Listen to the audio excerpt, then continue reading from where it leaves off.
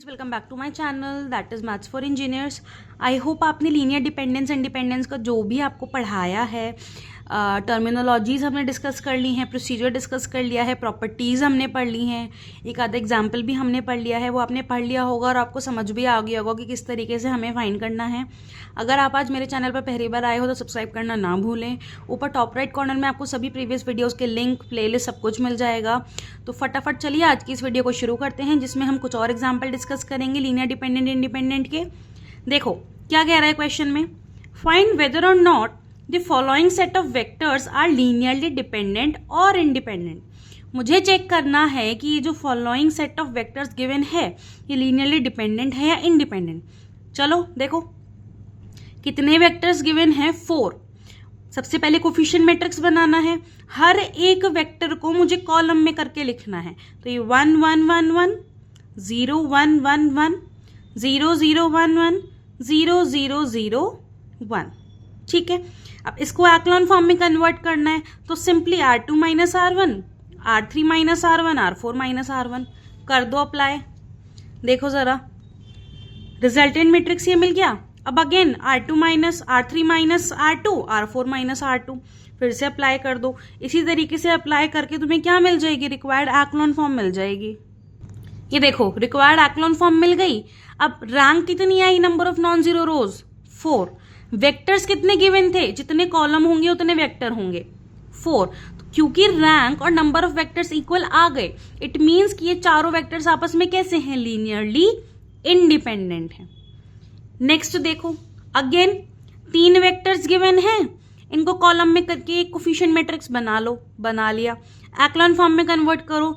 सबसे पहले R2 minus R1 क्या मिल गया, ये मिल गया। अब कर दोगे R3 प्लस R2, ये आ गया रिजल्टेंट। रैंक बताओ कितनी आ रही है, 1 2 3। नंबर ऑफ वेक्टर्स कितने गिवन थे, 1 2 3, यानी कि rank is equal to the number of vectors. It means these 3 vectors are also linearly independent. Clear है। एक और देखो, देखो जरा कितने वेक्टर्स गिवन हैं, 3। तो कोफिशिएंट मैट्रिक्स बन जाएगा 1 माइनस 2 2 1 3 2। R2 प्लस 2 R1 कर दो। रैंक कितनी आ गई, 2, बट वेक्टर्स कितने गिवन थे, 3। It means rank is less than the given number of vectors, so these 3 given vectors are linearly dependent vectors. ये करना है। अब ये तो हो गया बेसिक, रैंक आराम से निकाल लोगे, लीनियरली डिपेंडेंट इंडिपेंडेंट बता दोगे। अब एक चीज समझो, लीनियरली इंडिपेंडेंट में सारे के सारे स्केलर 0 आ रहे हैं। हमने एक इक्वेशन पढ़ी थी ना, ये याद है, ये इक्वेशन पढ़ी थी कि ये इक्वेशन सेटिस्फाई करेंगे हमारे वेक्टर और स्केलर जब मेरे सारे के सारे केस 0 होंगे। ठीक है, और डिपेंडेंट के लिए क्या पढ़ा था हमने, डिपेंडेंट के लिए हमने पढ़ा था कि इक्वेशन तो सेटिस्फाई होगी, लेकिन ऐसा जरूरी नहीं है कि सारे के सारे जो के हैं, सो स्केलर हैं, वो सारे के सारे 0 हों। तो इट मीन्स अगर लीनियरली इंडिपेंडेंट है, इट मीन्स कि वेक्टर्स में आपस में कोई रिलेशन नहीं है। लेकिन अगर आपका वेक्टर लीनियरली डिपेंडेंट आ रहा है तो वेक्टर्स में आपस में कुछ ना कुछ रिलेशन आएगा, जो कि इस इक्वेशन से हम कैलकुलेट करेंगे। तो आगे जो हम क्वेश्चन डिस्कस करेंगे उसमें पहले तो पूछेगा लीनियरली डिपेंडेंट इंडिपेंडेंट बताओ, फिर कहेगा अगर डिपेंडेंट है तो उन वेक्टर्स में आपस में रिलेशन बताओ। फिर हमारा टास्क होगा इन स्केलर्स की वैल्यू को निकालना और इस इक्वेशन में पुट के वेक्टर्स में आपस में रिलेशन बताना। तो देखो जरा इस टाइप का क्वेश्चन कैसे सॉल्व किया जाएगा। देखो 4 वेक्टर गिवन है, x1 x2 x3 x4। Show that the given vectors form linearly dependent system and also find the relation। ये है मेन क्वेश्चन। बोला है शो करना है, मतलब लीनियरली डिपेंडेंट आएगा ही आएगा। उसके बाद इन वेक्टर्स में आपस में रिलेशन बताना है। तो सबसे पहले कोफिशिएंट मैट्रिक्स जनरेट कर लेते हैं अपनी। कोफिशिएंट मैट्रिक्स यानी कि सारे के सारे वेक्टर्स को हम कॉलम फॉर्म में लिख लेंगे, 1 2 3 4।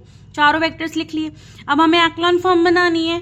एक्लॉन फॉर्म बनाने के लिए इधर 2 से मल्टीप्लाई कर दो, इसके लिए इसमें 4 से कर दो, R2 minus 2 R1, R4 minus 4 R1। ये मिल गया रिजल्टेंट। अब उसके बाद दोनों R3 माइनस R2 कर दो, तो ये एक्लॉन फॉर्म मिल गई। एक्लॉन फॉर्म कितनी आई, रैंक कितनी आई एक्लॉन फॉर्म से, 1 2 3। वेक्टर्स कितने गिवन थे, 4। It means rank is less than number of vectors, hence the given set of vector is linearly dependent. अब हमारा मेन टास्क है कि हमें किस तरीके से इन वेक्टर्स के बीच के रिलेशन को फाइंड करना है. अब देखो, इसके लिए हमें किसकी जरूरत पड़ेगी? ये जो हमारी मैट्रिक्स आई है ना एक्लॉन फॉर्म की, हमें इसकी जरूरत पड़ेगी. इसकी हेल्प से हम इक्विवेलेंट सिस्टम ऑफ इक्वेशन बनाएंगे और इक्विवेलेंट सिस्टम ऑफ इक्वेशन से हम बैकवर्ड सब्स्टिट्यूशन करके वैल्यूज को निकालेंगे. देखो किस तरीके से. देखो, फिक्स मेथड है. हमें पता है जो रिलेशन है वेक्टर्स के बीच में वो इस तरीके से दिया जाएगा. a1 x1 plus a2 x2 plus a3 x3 plus a4 x4 is equal to 0. a1 a2 a3 a4 मेरे स्केलर्स है. जो हमारा एक्लॉन फॉर्म में मैट्रिक्स आया था उसकी हेल्प से हम इक्वेशंस बना लेंगे. कैसे? देखो, ऐसे समझो, ये आपका इस तरीके से हमने करके लिख लिया a1 a2 a3 a4. कर लो अब इसको solve. a1 plus 2a2 minus 3a4 is equal to 0.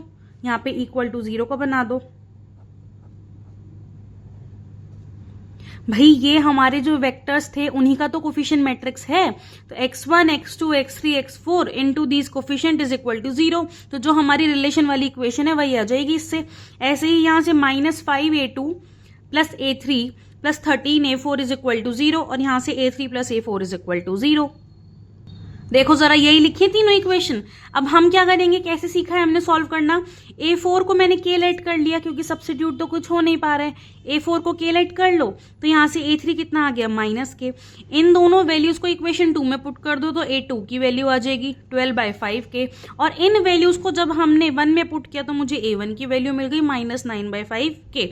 अब इन सारी की सारी वैल्यूज को हम पुट कर देंगे यहां पर हमारे इक्वेशन में रिलेशन वाली.